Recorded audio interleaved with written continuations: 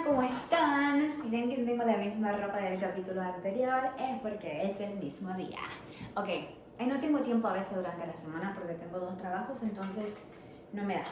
Y me recanso y me da sueño y no lo puedo hacer. Pero hace rato que quiero hacer esto porque realmente, como trabajo tanto y aparte tengo hijos, me da un poquito de... es algo que me gusta hacer, entonces como que me relaja y me gusta. Así que siempre trato de decir, aunque estoy muy ocupada, aunque tengo que trabajar mucho, tratar de hacer algo que realmente me gusta para yo sentir que, ay, hice algo. No solamente hice cosas de mamá todo el día o de esposa o de mi trabajo todo el tiempo, algo para mí. Y porque tengo mucha suerte porque mi familia me apoya en esto y se quedan callados para que no hagan ruido. Pero que si alguna vez escuchan niños gritando cosas así, mi hijo, que cualquiera que tenga hijos que juega los juegos video sabe que gritan como si los estuvieran matando. Y aparte tengo a mi perrito y tengo un perrito. Tengo 4 perritos, pero mi bebé chiquito se llama Tokio y a veces quiere estar conmigo, así que tal vez en otro episodio lo vayan a ver.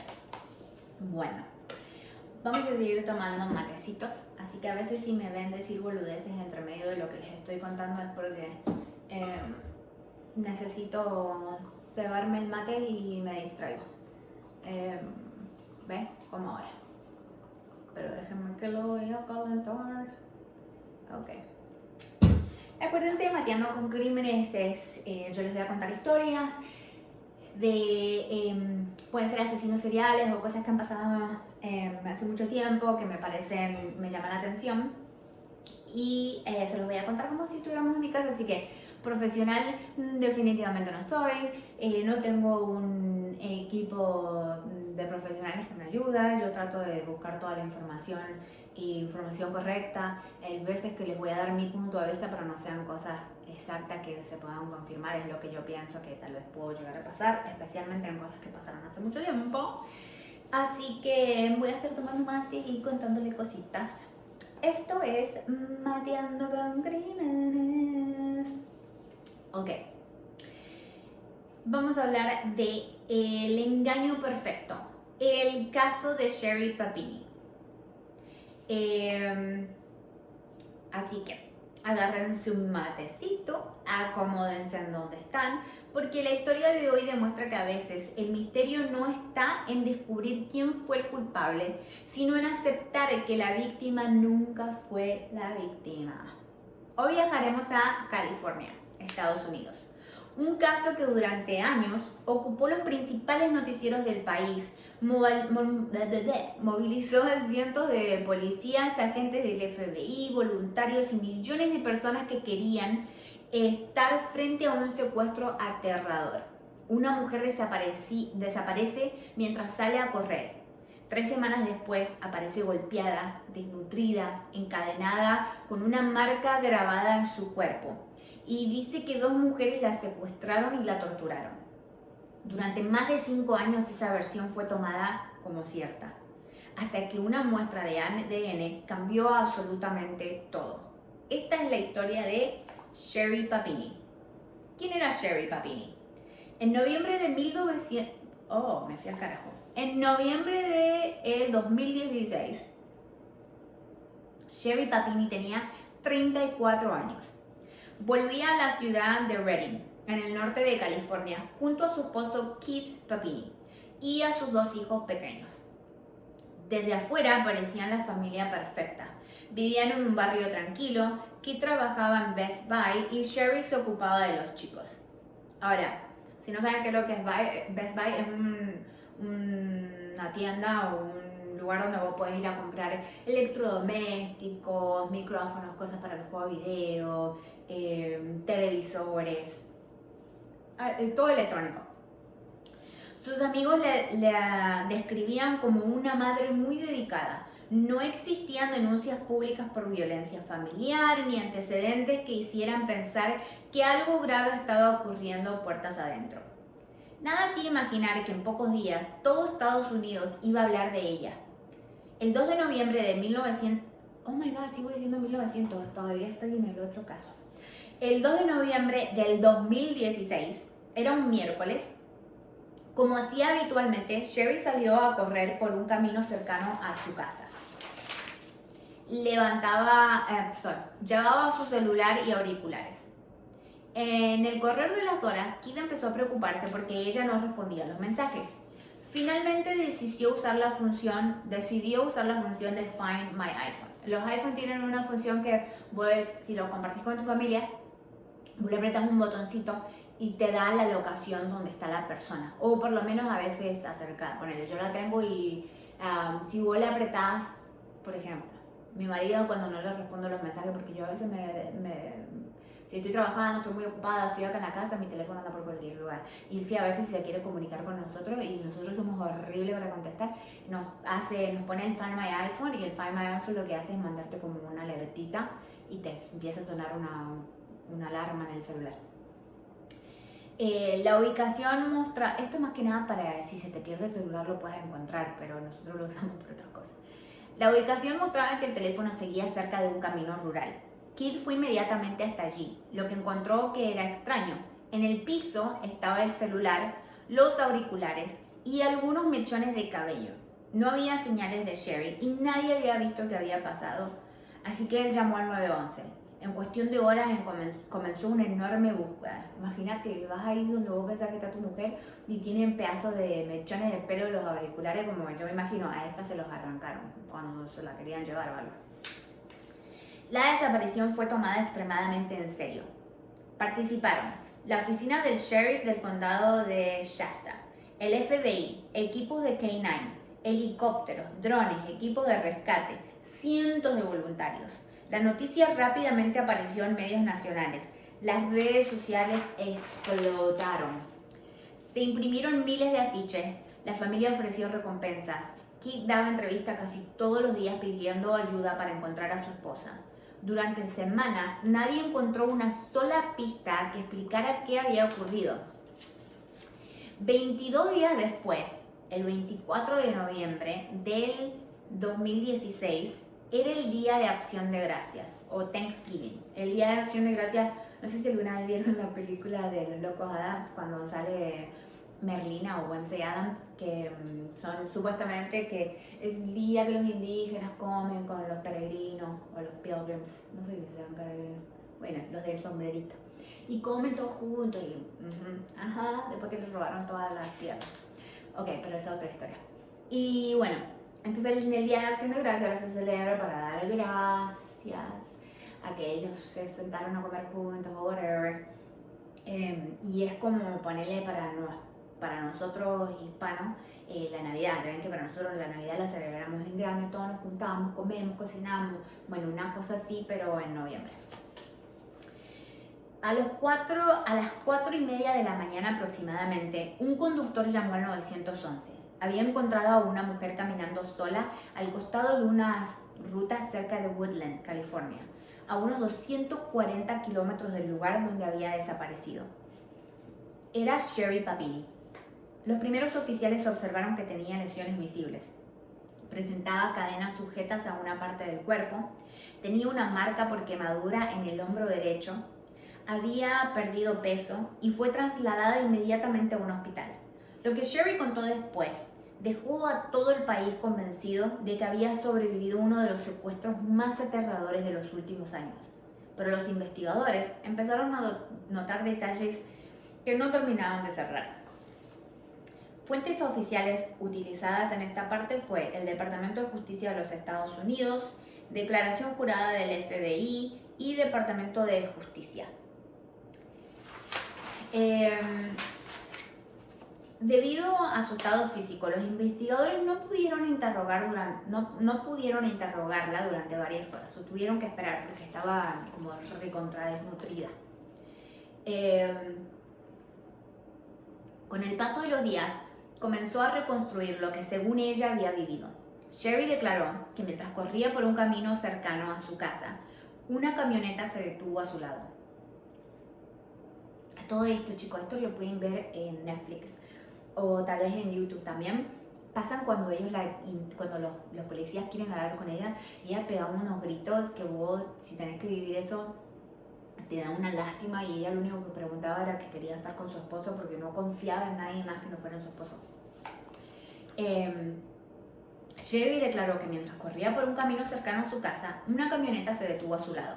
Según su versión, dos mujeres hispanas armadas descendieron del vehículo y la obligaron a subir. Dijo que durante los siguientes 22 días permaneció cautiva en una casa cuya ubicación nunca pudo identificar. Afirmó que la mantenían encadenada, que la golpeaban con frecuencia, que apenas le daban comida y que una de las mujeres la marcó con un hierro caliente sobre el hombro derecho. O sea, la marcó, ¿viste? Como marcan a las vacas. También aseguró que casi nunca podía ver a sus captores porque le cubrían el rostro gran parte del tiempo. Cuando su estado físico mejoró, colaboró con un dibujante del FBI para realizar retratos hablados. Describió a las dos mujeres hispanas, una de mayor edad, otra bastante más joven. Según Sherry, hablaban español entre ellas y en ocasiones algunas palabras en inglés. Contó que una era dominante y agresiva, mientras que la otra parecía dudar de lo que estaba ocurriendo. A partir de esa declaración, las autoridades comenzaron a buscar activamente a dos mujeres que coincidieran con esas características. Miles de personas observaron esos retratos en televisión y la investigación tomó un rumbo completamente distinto.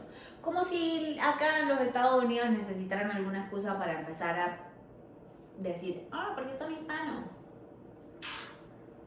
No toda la gente, pero sí pasa mucho en las noticias. O sea, que cosas que pasan. Los médicos confirmaron que Sherry presentaba distintas lesiones, entre ellas moretones, raspones, una importante pérdida de peso, una marca por quemadura en el hombro derecho, cortes superficiales. Todo eso parecía respaldar su relato. Sin embargo, en ese momento los médicos no podían determinar quién había provocado esas lesiones ni en qué circunstancias se habían producido. Esa diferencia sería fundamental años más tarde. Los medios nacionales comenzaron a hablar del milagro de Acción de Gracias. La mujer desaparecida había vuelto con vida. Programas de televisión entrevistaban a especialistas.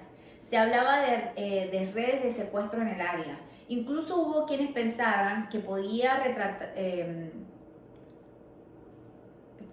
tratarse de un caso de trata de personas.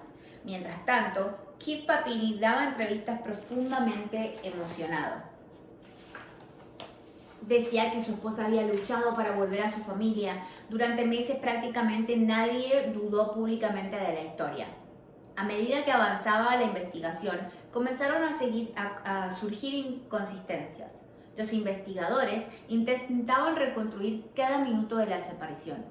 Dónde había estado exactamente, porque ningún vecino había visto el supuesto secuestro, por qué no existían cámaras que registraran el vehículo, por qué no aparecía ninguna prueba física que demostrara la existencia de las dos mujeres. A pesar de realizar cientos de entrevistas y seguir numerosas pistas, no encontraban evidencia independiente que confirmara el relato de Sherry. Eso no significa que estuviera mintiendo, pero sí que la investigación había llegado a un punto muerto. Es que acá toda la gente tiene las camaritas del timbre. Entonces ponele, alguna casa del lugar, así fuera muy rural, tendría que haber registrado el auto donde la habían agarrado. O sea, porque si no era un auto que pasaba por ahí común, eso también resaltaría. Ahí está como que, ok. Mientras el interés mediático disminuía, el FBI siguió trabajando. Durante años analizaron teléfonos, revisaron registros bancarios, entrevistaron nuevamente a testigos, procesaron evidencia biológica y conservaron todas las muestras de ADN obtenidas de la ropa de Sherry, que la ropa de Sherry llevaba en el día que apareció. Ellos guardaron todo lo que más podían porque hasta ahora no habían dado con nada específico que les ayudara a ver quién habían sido las personas que la habían secuestrado. Mate. Ok. En ese momento, la tecnología genética todavía no permitía identificar fácilmente a una persona desconocida. Especialmente, viste, como los casos que ves de asesinos seriales que te colectan el ADN, pero si no es un ADN que ellos tengan en su base de información, o sea, ok, si nunca cometió otro crimen, ¿cómo vamos a saber? Ay, si me relavo el mate. Vergüenza.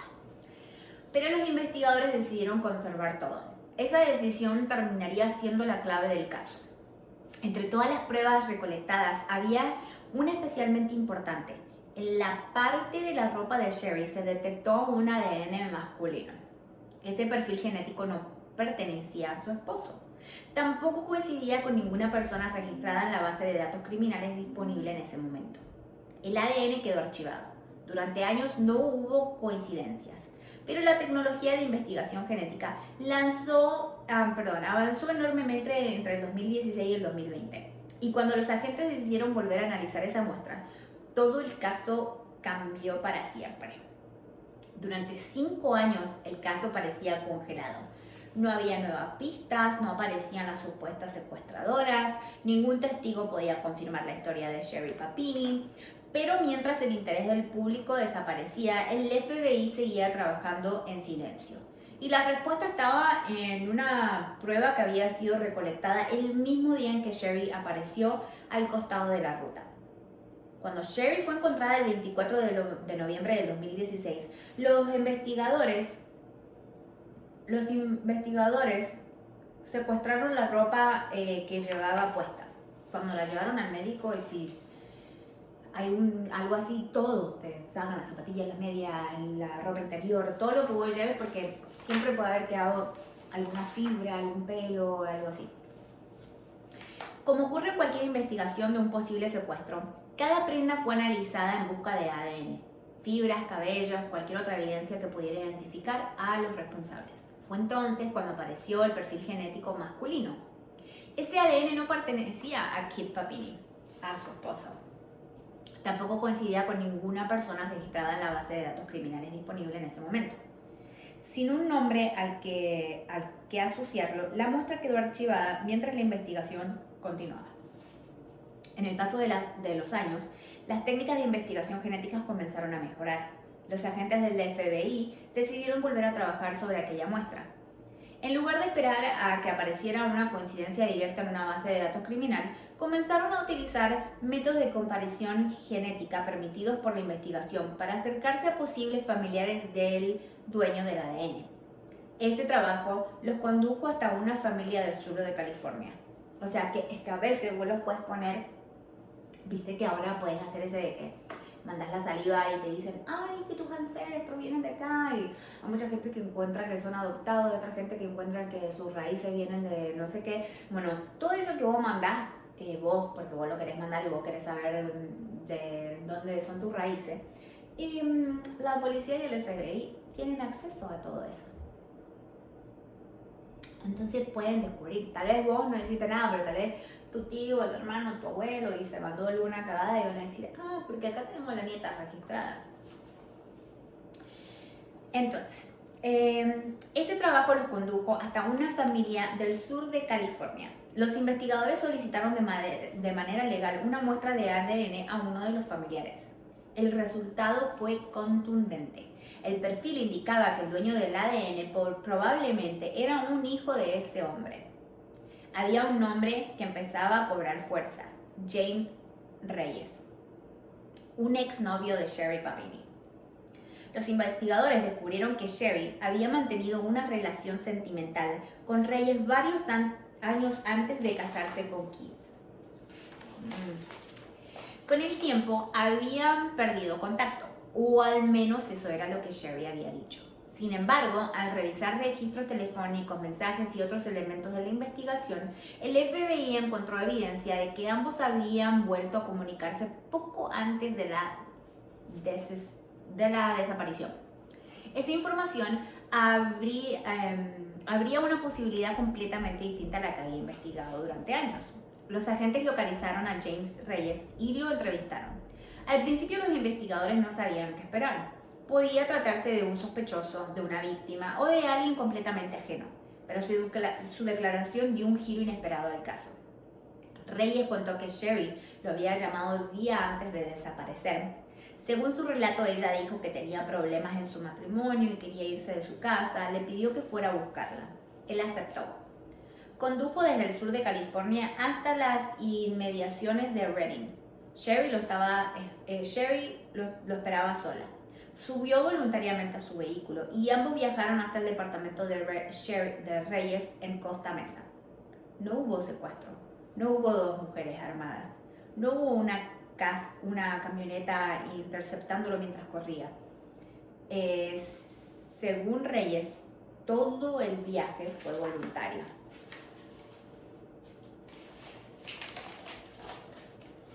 Durante la entrevista, Reyes explicó que Sherry permaneció en su departamento durante casi todo el tiempo que estuvo desaparecida.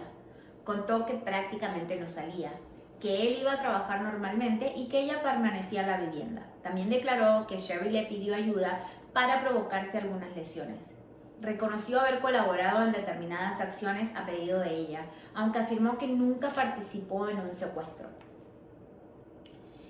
Una de las revelaciones más impactantes fue relacionada con la marca en el hombro, porque tenía una marca así, como cuando lo de la vaca, bueno, así, pero así una quemada atrás en la espalda, fea. Según Reyes, Sherry insistió en que debía quedar una marca permanente para que la historia resultara creíble. Él dijo haber utilizado una herramienta para grabar la inscripción sobre su piel, siguiendo las indicaciones de ella. Esa versión coincidía con varios elementos que luego el FBI corroboró durante la investigación. Cuando se acercaba el final de esos 22 días, Sherry le pidió a Reyes que la llevara de regreso al norte de California. Él condujo durante varias horas y finalmente la dejó cerca de una ruta en el condado de Yolo. Poco después, Sherry fue encontrada por un automovilista que llamó al 911. Ese fue el mismo momento que todo el país interpretó como milagroso regreso de una víctima de secuestro.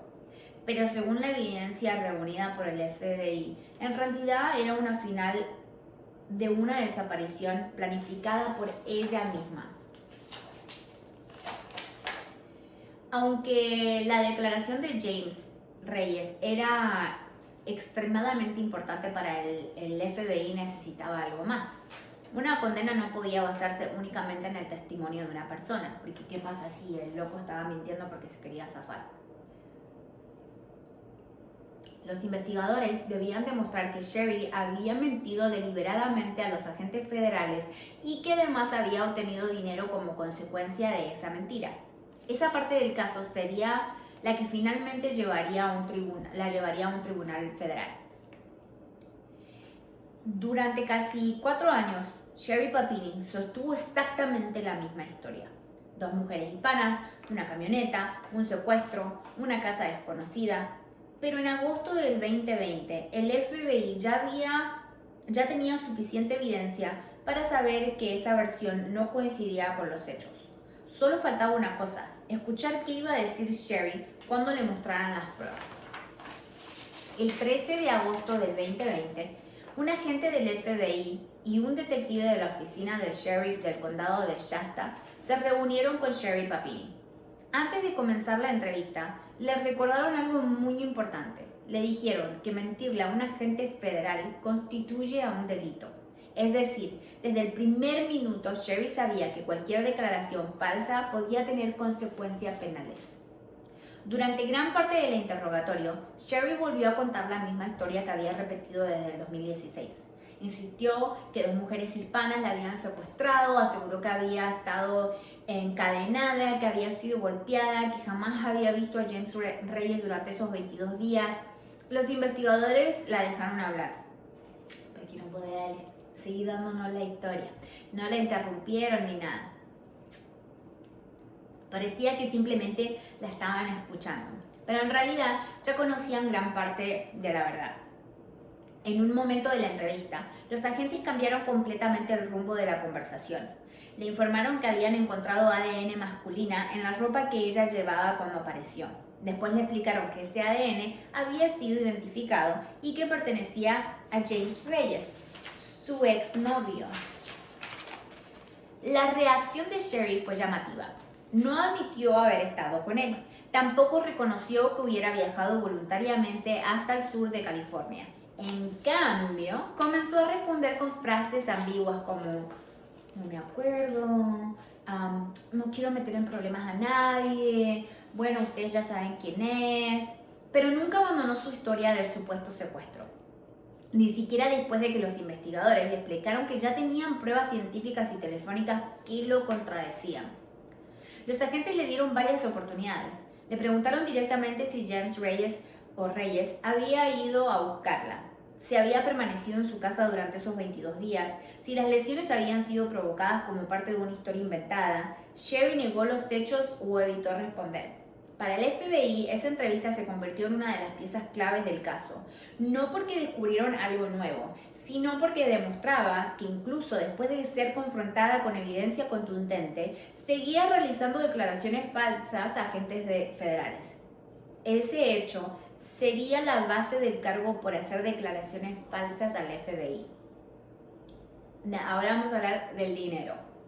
Mientras la investigación avanzaba, los agentes también analizaron las consecuencias económicas del supuesto secuestro.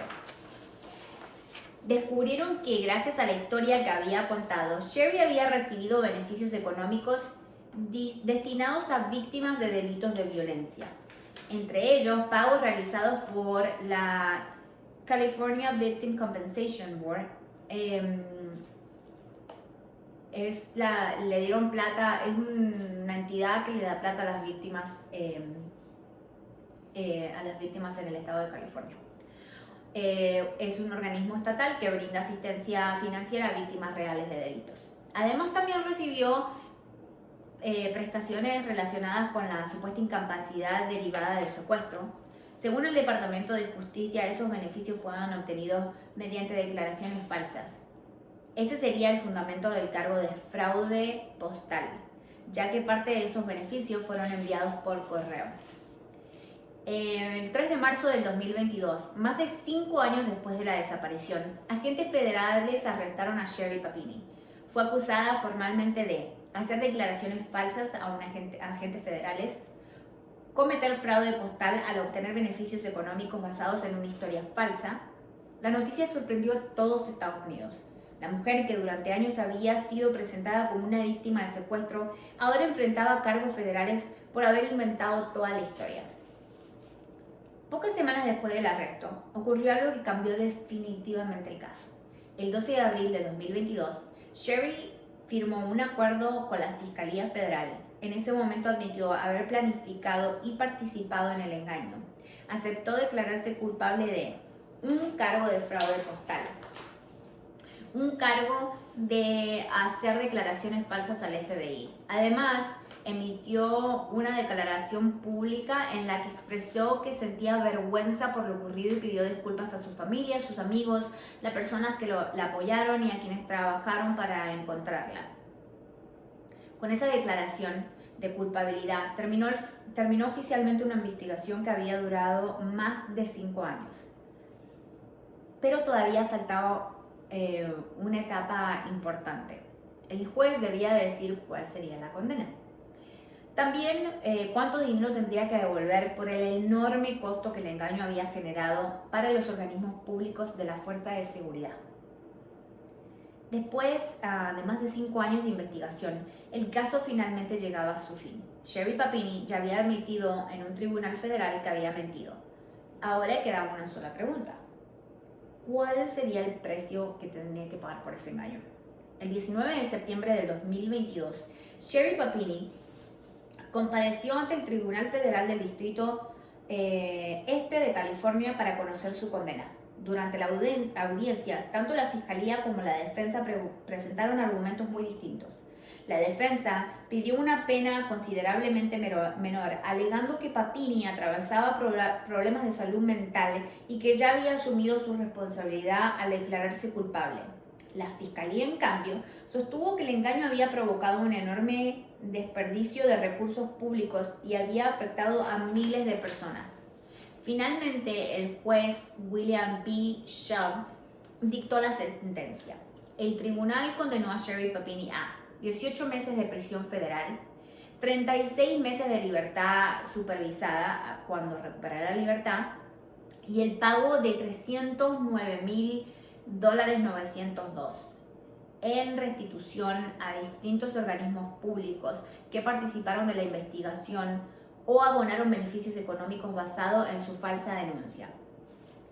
El monto de la restitución debía compensar los gastos ocasionados por el engaño. Entre los organismos incluidos estaban el Board de las Víctimas de California, que habían cubierto gastos relacionados con la supuesta condición de la víctima, la Administración del Seguro Social de los Estados Unidos, acá cuando naces te dan un seguro social, y después cuando vos ya te retirás, o a veces en intermedio, si vos tenés algún problema que no puedes trabajar, te pagan. No es mucho, pero te ayudan financieramente. Y como ella estaba, no podía trabajar porque le daba miedo, si ven el documental, ella no quería salir de su casa, no quería encontrarse con nadie porque tenía tanto miedo de salir que el Seguro Social le ayudaba con eso. La oficina del sheriff del condado de Shasta, el FBI por parte de los costos de la investigación federal. En total la cifra superó los $309,000, una cantidad que refleja solo parte del costo económico generado por el caso. Y eso ni contar todas las personas, porque yo me acuerdo cuando salió, todas las personas que salieron a ayudarla, o sea, que donaron su tiempo, básicamente. Todos trabajamos, todos hacemos cosas, y la gente se reunía para ir a buscar pruebas, para ir a buscar a ver si alguien sabía dónde estaba, llevaban afiches para todos lados. O sea, eso también es tiempo de la gente. Al explicar la sentencia, el juez descartó que el caso no había perjudicado únicamente a las agencias de investigación. También recordó los cientos de personas que habían trabajado durante semanas creyendo que estaban buscando una víctima real. Además señaló que el falso relato provocó temor en la comunidad y desvió recursos que podrían haberse destinado a otras investigaciones de personas realmente desaparecidas. Antes de conocer la sentencia, Sherry habló ante un tribunal. Reconoció que había mentido, pidió disculpas a su familia, a sus amigos, a las personas que participaron en la búsqueda y a quienes creyeron en ella durante todos esos años. En una declaración pública difundida por su abogado, también expresó sentirse profundamente avergonzada por lo ocurrido y afirmó que dedicaría su vida a intentar reparar los daños. Okay. Mientras avanzaba el proceso judicial, la situación familiar también cambió. Su esposo, Keith Papini, solicitó el divorcio y obtuvo la custodia principal de los 2 hijos de la pareja. En documentos judiciales relacionados con el proceso familiar, manifestó que durante años creyó completamente en la versión de su esposa y que el descubrimiento del engaño tuvo un fuerte impacto en su familia. Ahora, algo que quiero hacer hincapié es, él, cuando se casó con ella, al principio él descubrió que ella tenía unos mensajes con otro chabón y descubrió que ella básicamente lo estaba medio engañando. Entonces, hay también fuentes que dicen que él, cuando descubrió eso, hicieron, ya ven que acá hacen el prenup, que el prenup es vos firmas un contrato que te vas a casar y que todo lo que es tuyo es tuyo, lo que es de él es de él y que nada, no te puede quitar nada. Bueno, lo que ellos hicieron es un postnup, creo que así se dice, un contrato básicamente después de que se habían casado, porque él encontró que él estaba engañando y le dijo que si querés seguir conmigo y que tengamos esta familia, y eso fue antes que ella tuviera los niñitos, le dijo vamos a firmar esto y básicamente él, si él encontraba que él la engañaba, él se quedaba con todo lo que tenían, con casa, con auto, todo lo financiero, él se quedaba con todo. Así que ojo con eso también. Uno de los aspectos más discutidos del caso fue el efecto que tuvo la falsa denuncia sobre la comunidad. Durante años muchas personas creyeron que existían 2 mujeres responsables de secuestrar a las personas al azar en el norte de California. La descripción realizada por Sherry apuntaba específicamente a 2 mujeres hispanas. Las autoridades nunca encontraron evidencia de que esas personas existían. Con el tiempo, fiscales y jueces señalaron que esa acusación falsa contribuyó a generar miedo y sospechas injustificadas hacia integrantes de la comunidad latina. Eso se viralizó acá, de que, porque de todo el mundo que pudiste decir que te pudo secuestrar, tenías que decir que eres hispana. ¿Por qué? Porque ya sabemos que acá eso de echarle la culpa a los hispanos es algo que se les hace re fácil. Y ella como que, para mí lo hizo a propósito. Este caso también dejó otra enseñanza para las fuerzas de seguridad. Aunque durante años parecía no haber respuestas, los investigadores conservaron toda la evidencia física, no cerraron el expediente y cuando la tecnología permitió obtener nueva información a partir del ADN, retomaron el caso. Sin esa decisión de preservar las pruebas y volver a analizarlas, probablemente nunca se habría descubierto lo que realmente ocurrió. Fue una muestra de cómo una investigación puede permanecer abierta durante años y resolverse gracias a los avances científicos. La historia de Sherry Papini comenzó como la desaparición de una mujer que generó solidaridad en todo un país. Si ustedes se meten en el internet y ven la foto, ella es rubia de ojos azules, creo que los tiene así, sale una foto con él, súper familia perfecta, y tiene una carita de angelito. Entonces todo como que se sintieron, ay, pobrecita. Y esta historia terminó con una condena federal por fraude y por mentir a los investigadores. Más allá de las consecuencias penales para ella, el caso dejó preguntas importantes sobre el impacto que tienen las denuncias falsas. Cuando una investigación moviliza cientos de agentes, millones de dólares y la atención de toda una comunidad, las consecuencias alcanzan mucho más que una sola persona. Y al mismo tiempo, estos casos pueden hacer que las verdaderas víctimas de secuestros y desapariciones enfrenten más dudas y desconfianza cuando buscan ayuda. En este episodio usamos el Departamento de la Justicia de Estados Unidos, las declaraciones del FBI, acuerdo de culpabilidad presentado ante el Tribunal Federal y el Departamento de Justicia de Estados Unidos. Aparte yo también vi el documental en Hulu, me parece que está, y también hay documentales en Netflix. Entonces, ¿qué pasa? Aparte otra cosa que quiero decir, en la parte que el marido le quita a los nenes y se los deja a él, porque no es solamente por lo que ella hizo, le quitaron los nenes porque él la acusó de que ella hacía que los nenes se enfermaran para poder tener esa, como que le tengan lástima, ay pobrecita, porque tenés cuerpos, hijos estaban enfermos y no sé qué. Lo cual que no sé si es verdad o no, pero es lo que él dijo. Ahora, hay un nuevo show y hay un nuevo documental donde ella sale hablando y medio lo he visto, así que lo voy a ver y después les traigo la segunda parte porque ahora es el documental con ella. O sea, ella sale hablando en el documental, lo que pasó, por qué lo hizo, está dando su versión de los hechos.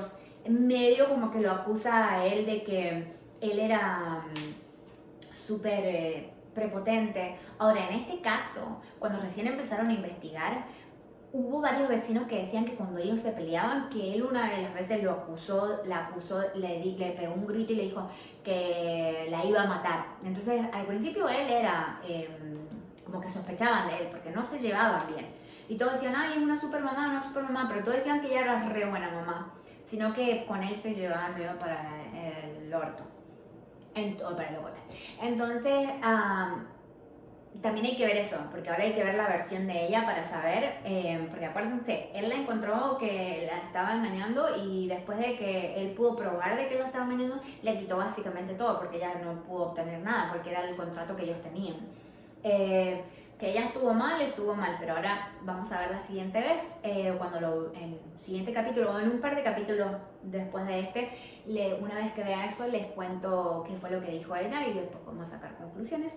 Así que acuérdense, si les gustó este capítulo, denle like, pónganle seguir, váyanlo a ver a YouTube, también tengo TikTok, Instagram, todo se llama Mateando con Crímenes, Spotify pueden escuchar sin tener que ver los videos. Compártanlo a quien ustedes piensen que les guste este tipo de historias y acuérdense, siempre empoderadas, pero sobre todo desconfiadas. Chao, chisperris.